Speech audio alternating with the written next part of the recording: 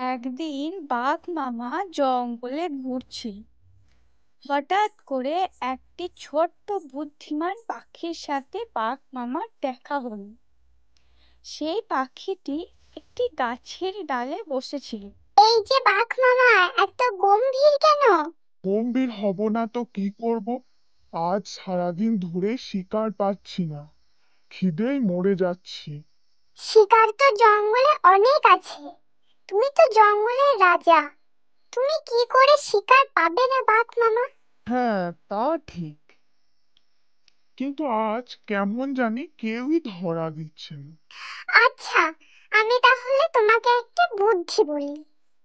তুমি একটু সাবধানে চলবে, তাহলে সবাই তোমাকে দেখার আগেই তুমি শিকার ধরতে পারবে। তুমি ছোট্ট পাখি, তোমার বুদ্ধি আমার থেকে বেশি নাকি? হ্যাঁ হ্যাঁ, বুদ্ধি তো আকারে ছোট বড় হয় না মামা।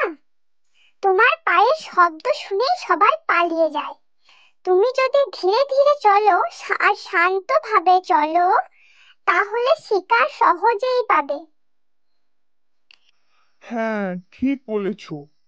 আমি সবসময় জোরে জোরে হাঁটি, আজ থেকে একটু ধীরে ধীরে হাঁটবো, দেখি কি হয়। ঠিক আছে, আমি আকাশ থেকে দেখছি। কোনো সমস্যা হলে ডাকবে কিন্তু আমাকে।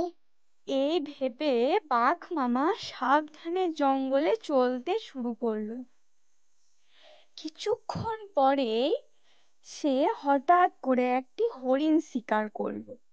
আরে পাখি, তোমার বুদ্ধিতেই তো আজ শিকার পেলাম আমি। সত্যি তুমি খুব বুদ্ধিমান।